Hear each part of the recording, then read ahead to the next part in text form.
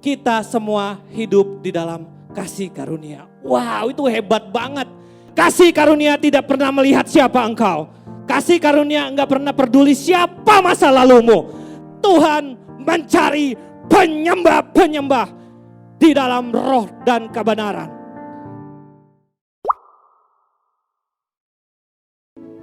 Bapa, dalam nama Yesus, Tuhan dan Juru Selamat kami yang hidup, Allah yang berkuasa, Allah yang bertahta, terima kasih Tuhan buat malam hari yang baik ini Tuhan.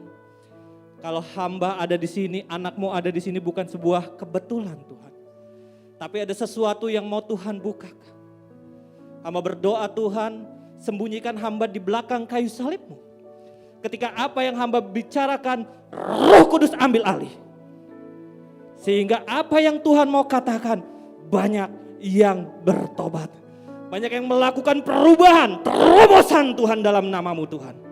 Hamba berdoa dalam nama Yesus, firman-Mu menghidupkan, firman-Mu menyembuhkan, bahkan firman-Mu lebih tajam daripada pedang bermata dua, memisahkan jiwa dan roh. Tuhan Yesus, ambil alih, jadikan hamba tawanan roh-Mu Tuhan, agar segala kemuliaan, hormat, pujian hanya bagi nama Engkau Tuhan. Berkati Tuhan, WL Singer Multimedia Tuhan, berkati Tuhan Yesus. Hamba yakin Tuhan, di hari-hari ke depan Engkau akan berikan sesuatu urapan yang baru. Engkau berikan sesuatu yang baru. Sehingga di hari-hari ini Tuhan, penyembah-penyembah benar, yaitu penyembah di dalam roh dan kebenaran, datang di gereja kami. Tuhan, dalam nama Yesus hamba berdoa, terpujilah nama-Mu.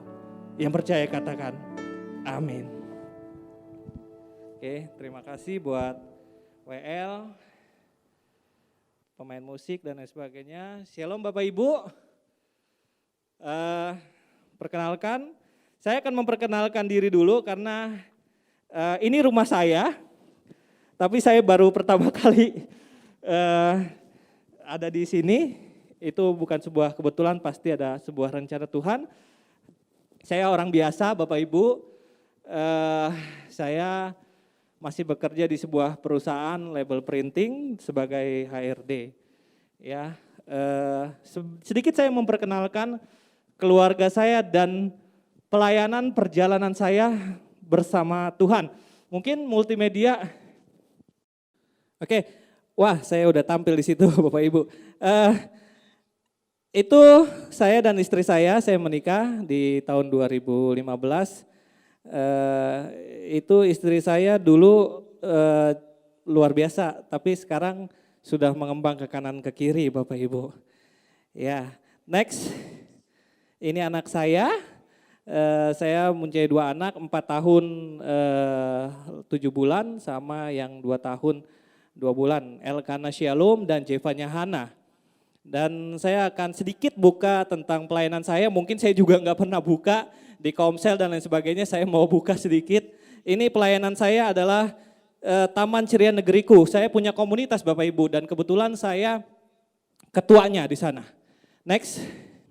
Oke, ini pelayanan saya, anak-anak jalanan. Kita mengajar di sana, kita ambil anak-anak pemulung, anak-anak yang tak bersekolah, anak-anak yang tidak mampu, kita ajarkan di sana. Next. Ya, ini saya dengan istri saya. Next. Ini ada beberapa pelayanan juga, ada panggung boneka, terus kita juga ada acara untuk mereka ajak ke Monas, ke Ancol, untuk mereka menikmati. Wah, mereka nggak pernah, begitu mereka datang, wow kayaknya dunianya tuh berbeda banget, keren. Terus next, ini pelayanan saya, ini saya ajak mereka ke Ancol ya, kebetulan ada donatur dan orang-orang yang bekerja membantu pelayanan saya untuk memberikan mereka, dan ini juga ke Monas ya. Next. Kita juga memberikan makanan, susu di pinggiran kali. Next. Oke, ini juga ada pelayanan bakti sosial pengobatan gratis Bapak Ibu. Kebetulan teman-teman saya dari Jakarta. Jadi orang-orang yang nggak mampu, yang nggak punya dulu, yang nggak ada BPJS bisa berobat gratis. Next. Oke, ini waktu saya pelayanan di Ancol dengan beberapa tim dari Jakarta membagikan makanan, pengobatan, terus acara dan lain sebagainya. Ini ada acara bagi sembako, bagi apa namanya sosial keagamaan, membagikan apa yang dibutuhkan masjid. Ini bagi-bagi baju ya. Kayaknya ini udah di sini saya.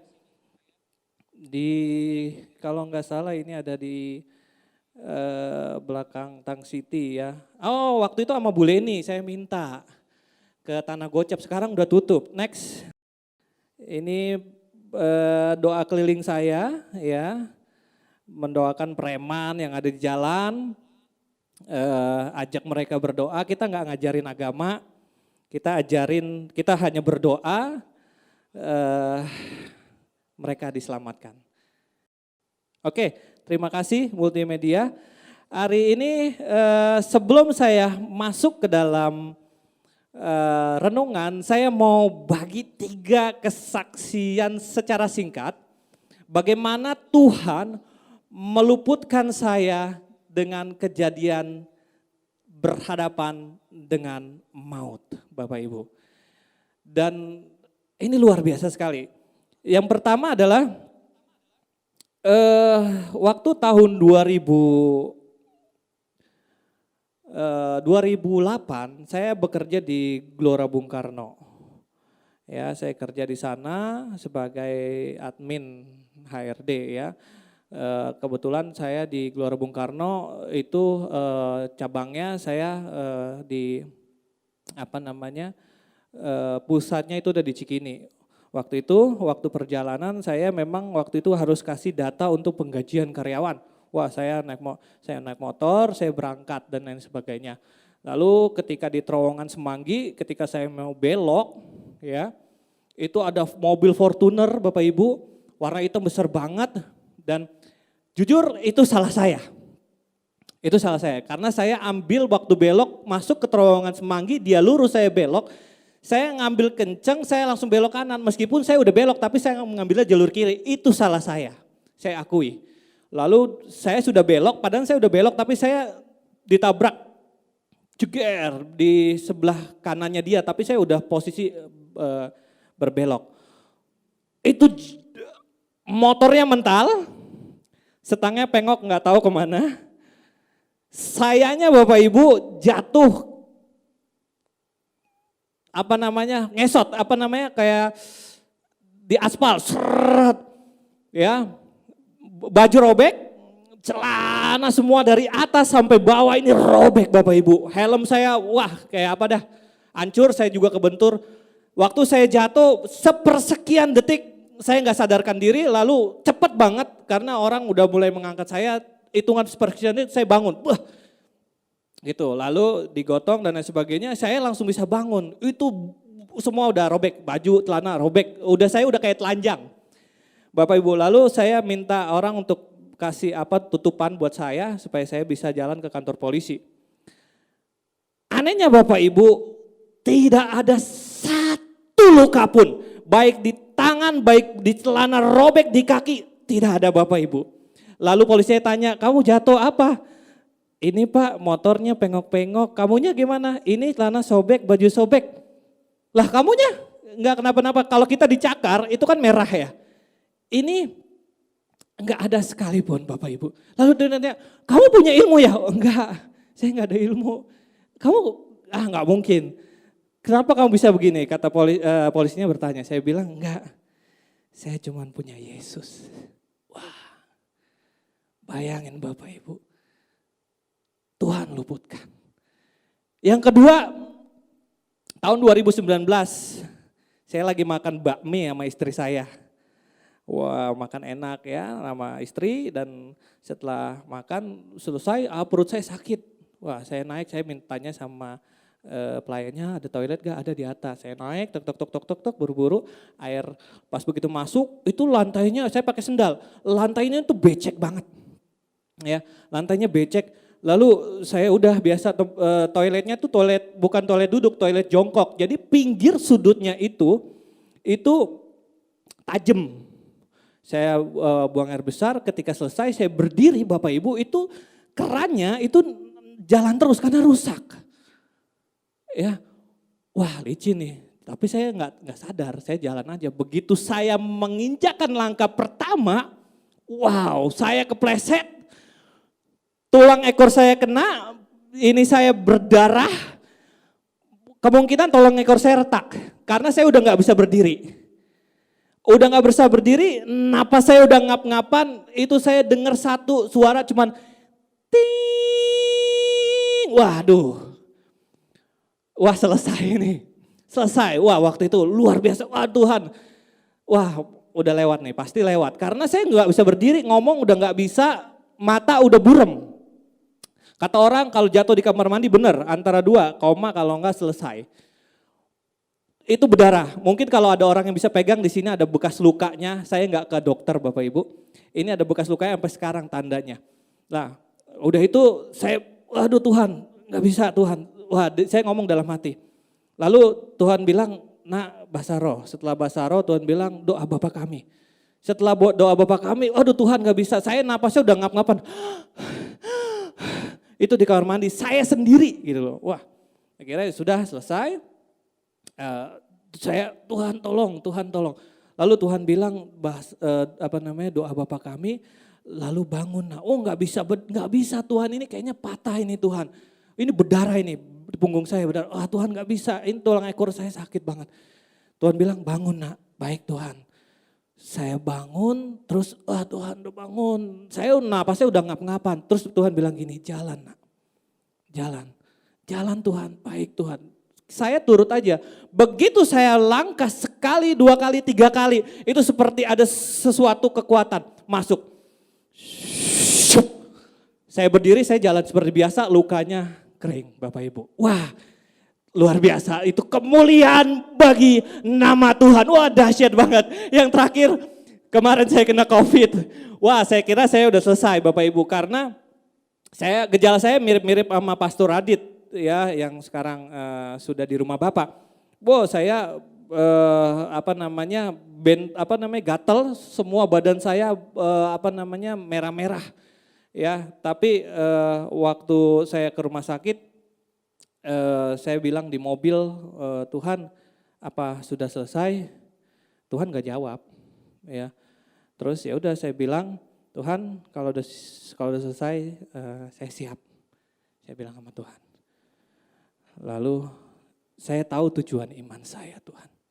Tujuan iman saya rumah Bapak Ibu. Saya masuk rumah sakit, city value saya 18, kecil. Saya demam gak hilang-hilang, saya batuk sedikit, nyesek sih enggak, penciuman masih ada dan lain-lain. Beransur-ansur saya pulih dan pulang. Luar biasa pertolongan Tuhan. Dan banyak sekali, gak akan habis kalau cerita tentang kesaksian Tuhan, kebaikan Tuhan dalam kehidupan saya dan kehidupan Bapak Ibu. Oke, itu kesaksian saya sehingga membuat menjadi kekuatan bagi kita semua bahwa Tuhan itu benar-benar ada dan Tuhan berkuasa bagi mereka yang mencari Dia. Ya, oke, saya akan mulai. Saya terima kasih Priska udah info sesingkat mungkin.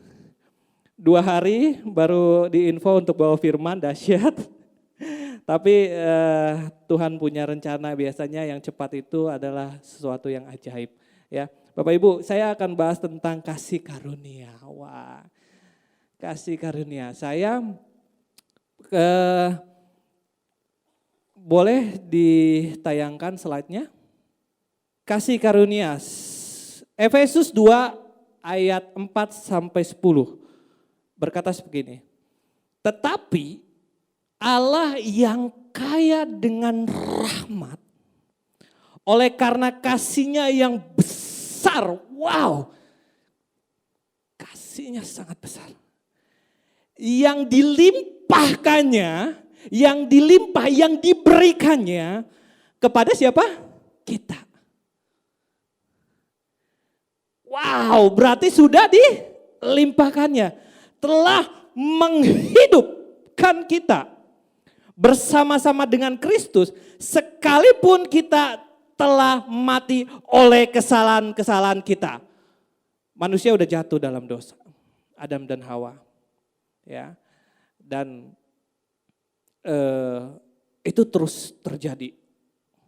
Tetapi Tuhan Yesus memberikan kasih karunia. Dikatakan kita telah mati bersama-sama dengan kita. Oleh kasih karunia kamu diselamatkan. Dan di dalam Kristus Yesus, Ia telah membangkitkan kita juga dan memberikan tempat bersama-sama dengan Dia di sorga. Wow, Bapak Ibu.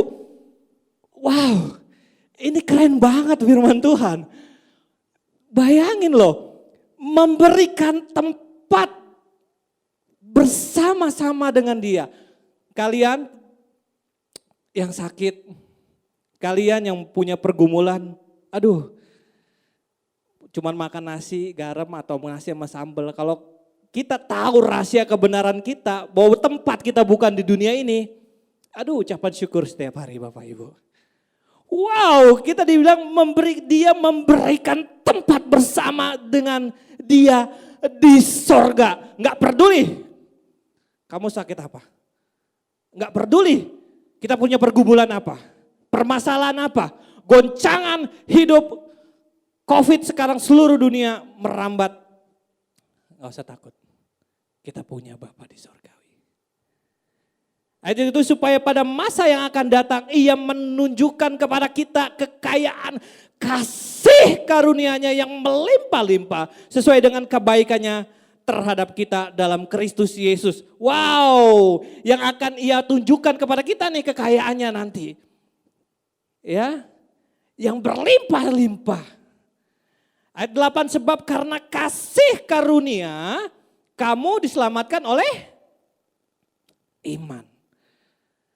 Itu bukan hasil usahamu tetapi pemberian Allah. Itu bukan hasil pekerjaan, jangan ada yang memegahkan diri. Karena kita ini buatan Allah, diciptakan dalam Kristus Yesus. Untuk melakukan pekerjaan baik. Kasih karunia harus tetap dikerjakan meskipun Tuhan sudah berikan. Yang dipersiapkan Allah sebelumnya, Ia mau supaya kita hidup di dalamnya. Wow, ini kaya banget Bapak Ibu, ini keren banget. Kalau kita bisa tahu tentang kasih karunia Tuhan, bahwa Tuhan telah menggenapi hukum Taurat. Ya, Tuhan sudah menggenapi hukum Taurat. Itu kaya banget. Artinya gini loh Bapak Ibu, kata menggenapi hukum Taurat gini, hukum Taurat tidak dihilangkan. Setitik pun hukum Taurat nggak dihilangin. Tapi Tuhan bayar lunas. Wow, hebat. Manusia nggak bisa, nggak mampu. Kalau kita hidup dalam hukum Taurat, berarti semua hukum Taurat harus dilakukan dengan segala sesuatu untuk Tuhan. Tetapi sekarang Tuhan genapi, Dia bilang hidup dalam kasih karunia apa yang Allah sudah buat untuk kita semua selesai. Wah, dahsyat banget Bapak Ibu, keren banget. Jadi contohnya gini, Bapak Ibu makan di restoran nih. Ya, makan di restoran, waduh makan enak, banyak dan lain sebagainya. Wah, kayaknya mahal banget ini ya. Waduh, kepikiran. Lalu begitu Bapak Ibu mau bayar, bonnya udah dibayar. Bapak Ibu mau bayar lagi atau enggak? Udah lunas. Tuhan sudah selesaikan. Bapak Ibu.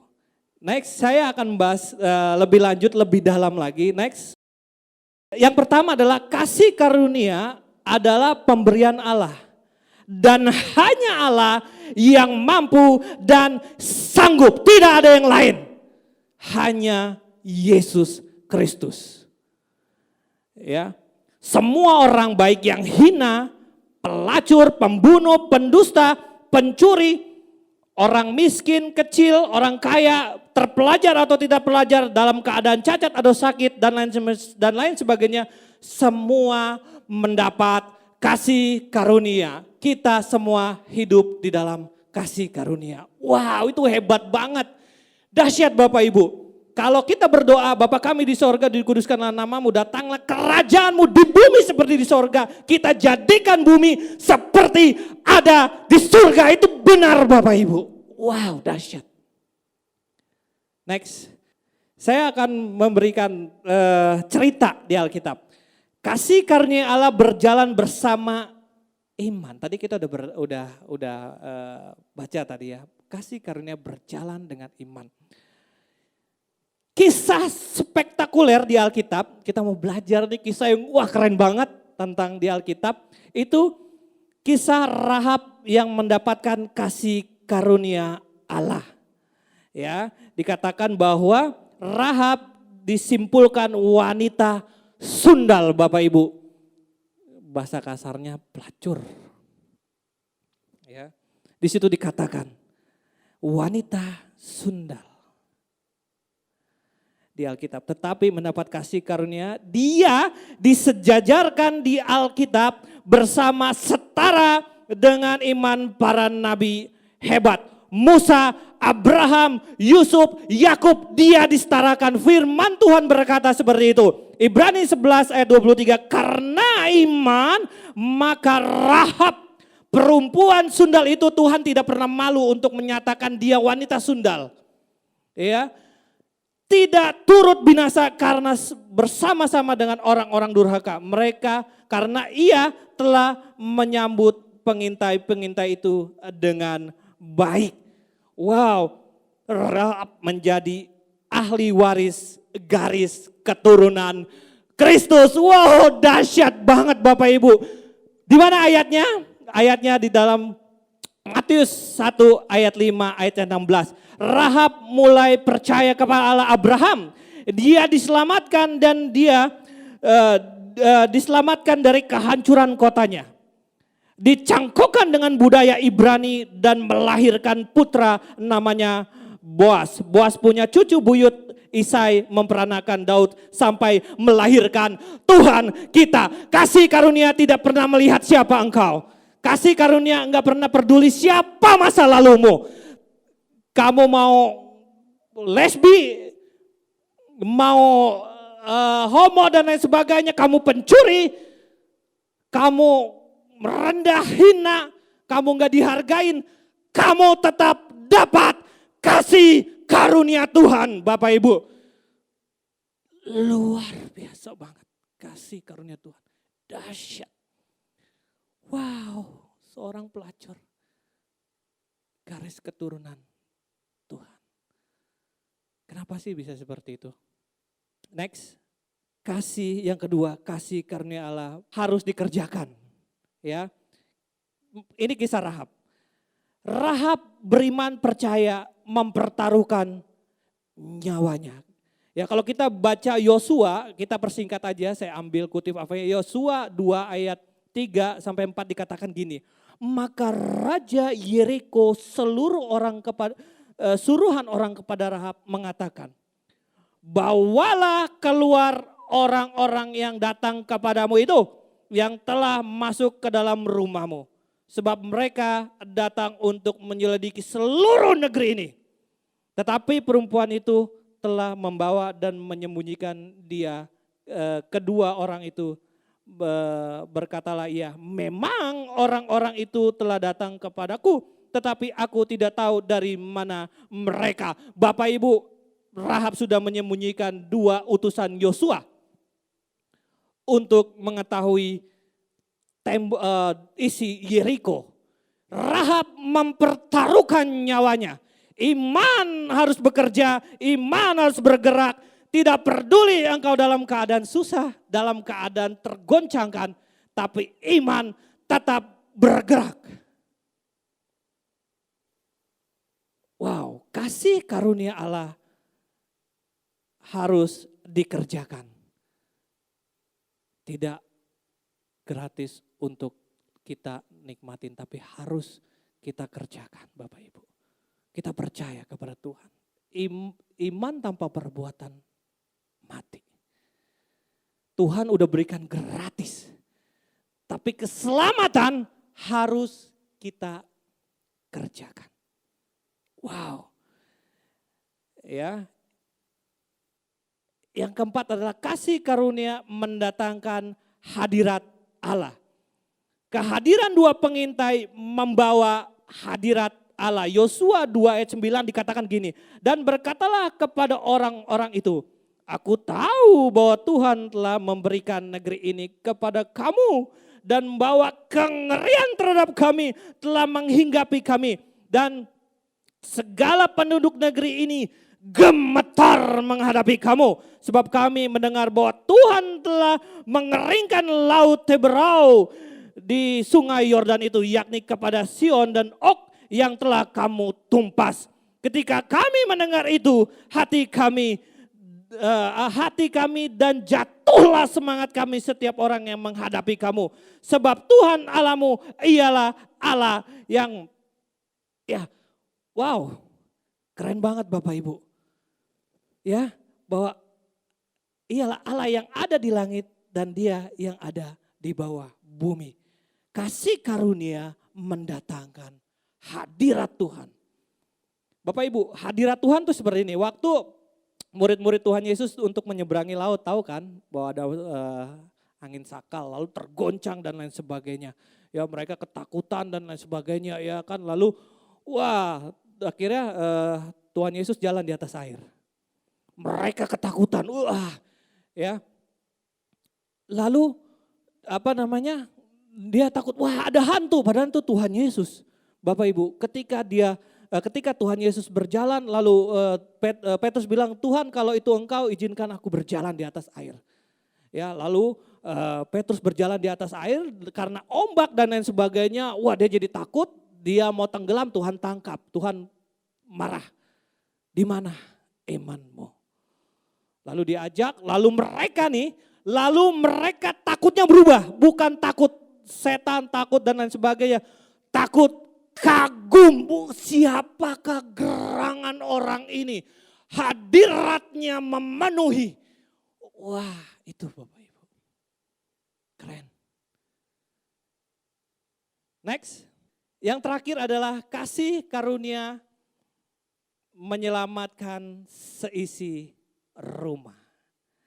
Ya, di situ dikatakan seluruh keluarga Rahab diselamatkan. Yosua 2:12-13. Maka sekarang bersumpahlah kiranya demi Tuhan bahwa karena aku telah berlaku ramah terhadapmu, kamu juga akan berlaku ramah terhadap kaum keluargaku.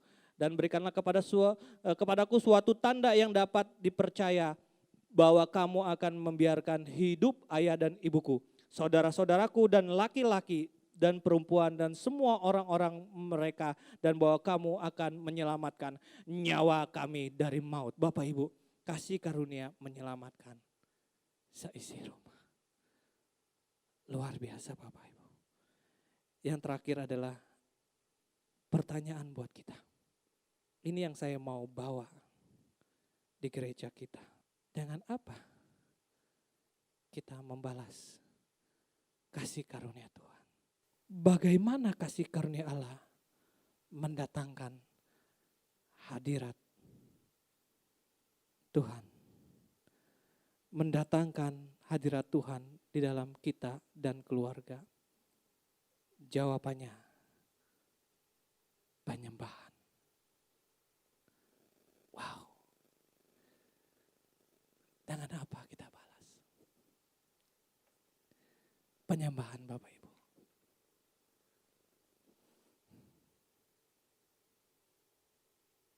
Tuhan tidak iseng-iseng membuat manusia. Ketika kejatuhan malaikat ke dunia, malaikat jatuh, ya dibuang. Tidak ada penyembah. Lalu Tuhan menjadikan manusia untuk menggantikan posisinya. Dia ciptakan manusia segambar. Untuk apa? Menyembah.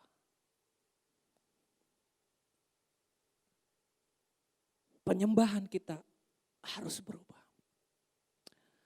Singing in the spirit yang artinya Tuhan bernyanyi dan pinjam tubuh kita. Pujian kita menjadi sesuatu yang menjilat bangsa-bangsa, orang-orang di sekeliling kita. Zakaria 12 ayat 6. Pada waktu itu aku akan membuat kaum-kaum di Yehuda seperti anglo berapi di tengah-tengah timbunan kayu dan seperti suluh berapi di tengah-tengah timbunan bulir gandum. Api keduanya akan menjilat ke kanan dan ke kiri segala bangsa di sekelilingnya, tetapi Yerusalem selanjutnya akan tetap tinggal. Tuhan mencari penyembah-penyembah di dalam roh dan kebenaran. Bapak Ibu, penyembahan itu adalah sikap hati yang tertuju kepada Tuhan dan itu tidak bisa tergantikan dengan situasi apapun. Waktu lagu pujian kamu harus setuju. Dan kamu harus resapi. Mungkin beban masalah hidup dan kita terus menyanyi meresapi, itu adalah korban untuk Tuhan. Wow, dahsyat banget. Hadirat Allah bisa dirasakan hanya yang punya hubungan. Roh kita berkasih-kasihan. Pujian penyembahan itu elemen surga. Karena kenapa? Dia sudah ada sebelum dunia diciptakan. Bahkan ia tetap ada setelah dunia nanti tidak ada. Karena dia hidup dalam kekekalan. Waktu hatimu berubah, penyembahanmu pasti berubah. Penyembahan bahasa dari Yunaninya ada proskuneo, hubungan. Seperti anjing yang menjilat. Lebih dalam lagi bahwa kita berkasih-kasihan, berhubungan. Tuhan mencari penyembah-penyembah yang benar dalam roh dan kebenaran. Bapak Ibu, mungkin di lain waktu saya akan bahas lagi karena waktu. Singkat, saya bukan apa-apa Bapak Ibu, saya hanya orang biasa, banyak senior-senior saya. Ada Bapak rohani saya, Pak Stephen, Pak Purba, ada kakak rohani saya, ada Pak Andre, ada Pak Robert yang selalu bersama dengan saya. Mari kita satu dalam doa. Kita berdoa, Tuhan, saat firman-Mu sudah disampaikan Tuhan, hamba selesai Bapa, tapi roh-Mu yang kudus terus bekerja. Saat firman-Mu disampaikan Tuhan, firman-Mu berkata, tanda-tanda ini menyertai orang percaya. Mereka akan pergi, mereka akan menginjak ular, mereka akan minum racun. Mereka akan mengusir setan, bahkan mereka akan menyembuhkan orang yang sakit. Saat firman-Mu diberitakan Tuhan Yesus, terjadi kesembuhan. Terjadi pemulihan. Terjadi kuasa yang daripada Engkau Tuhan. Hamba selesai Tuhan. Tapi roh-Mu yang kudus memberkati gereja kami. Tuhan mengurapi gereja kami. Terus masuk dalam destiny-Mu Tuhan. Masuk dalam rencana-Mu. Segala kemuliaan, hormat, pujian hanya bagi nama Tuhan Yesus Kristus.